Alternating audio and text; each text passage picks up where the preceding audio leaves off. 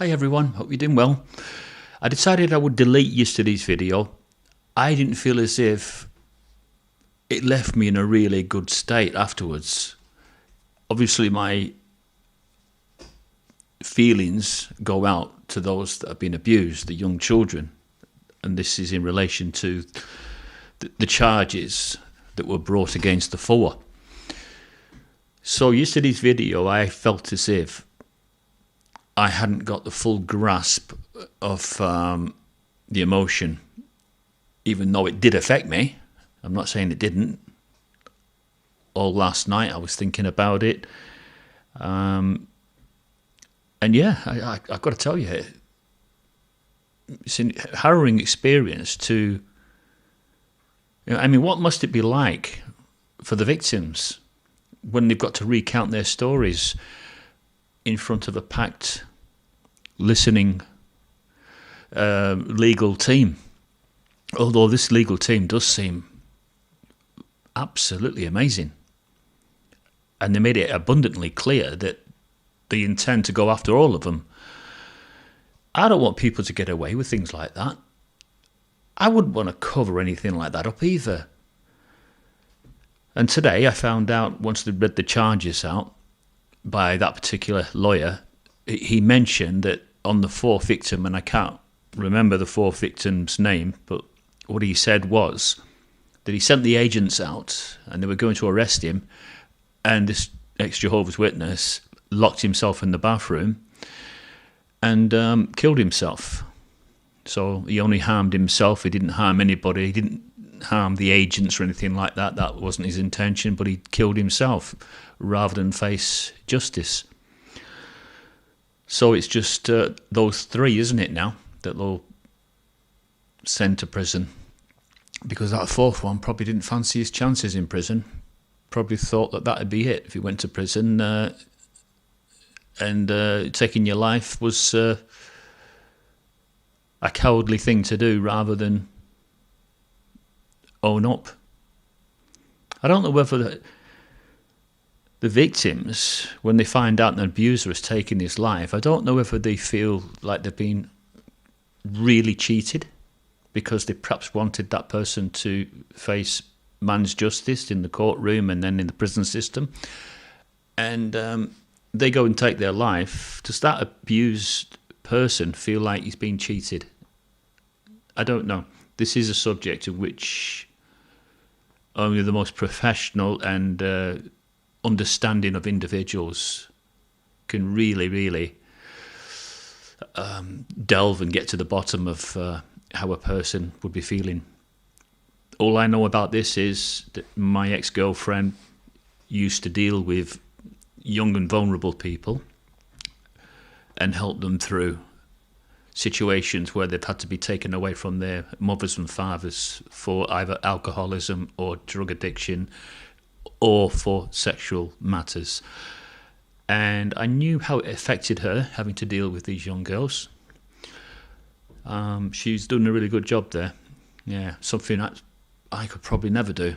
I'm not sure where I've got the emotional mettle to help someone through a difficult situation like that, but I was impressed with the lawyers, and especially when they said that they can't hide. If they're out there abusing children, they will get to them.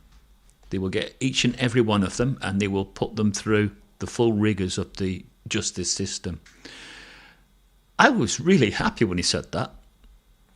You know, yes, don't let people get away with things like that. Don't let them hide with a pseudo cloak of spirituality by sort of mingling in with the congregation. If that's not what their intentions are, then get them out. Just get them out. Now, I always think of a good scripture. I think it's Titus chapter 1, verse 15, and it's about whatever things are as defiled to a defiled person, then that's exactly what they are. But to a clean person, all will appear as clean. So I'm thinking that this reminds me of open affection. If things are as clean as the scripture was saying, and everything's honourable, and there's nothing seedy, dark, and cloak and dagger or twisted, then I call that open affection. And that's the love that a father can have for his children, that open affection. It's when it's disguised.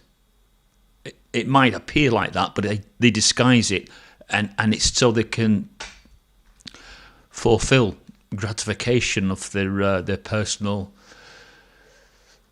enticements. And I think that's what these abusers do. They are so good at it, aren't they? But thank goodness that the professional team, and what he made a mention of, and I found that this was quite good as well. He said, we're learning all the time, and we're getting quicker at spotting. I thought, how open and honest was that for him to say that they're learning how to spot these abuse matters, just as now I am, because I was completely in the dark. I hadn't realised just how serious it was. But yes.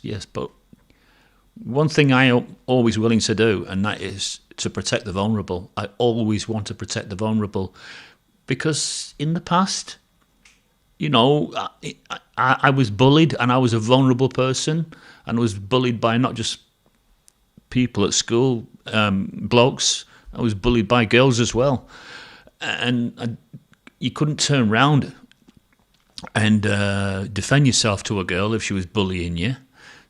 You could to a bloke. You could offer him out, couldn't you, at recess and have a fight with him. But you couldn't do that with the girls. And I think it's left an emotional scar on me, being bullied at school, and then slightly bullied off my brother, because my brother's a physical person. But it's a good day for justice. And they've got this hotline, haven't they? And I thought, how fantastic is that? Because a lot of people, they're always scared, aren't they, to come forward. But this hotline that they can just ring up and volunteer any information, could this open the floodgates to hundreds more cases, or maybe thousands of cases? I just don't know. Is this the tip of the iceberg? Really? Is this where it's going? Well, it's certainly being attacked, but not without merit, not without just cause. Stop pretending you're a Christian if you've got these twisted feelings. Stop attending the meetings. Don't go there on a Sunday, listening to the Watchtower of the Awake, putting your hand up and answering during the question time, and then afterwards working the works of the flesh and your gratification. If that's what you want to do, then just stay away. Don't go to the Jehovah's Witness Kingdom Hall. Just don't do it. But don't be a bloody hypocrite and do two things. There's nothing worse. Anyway, it's a good day for the justice system in the United States.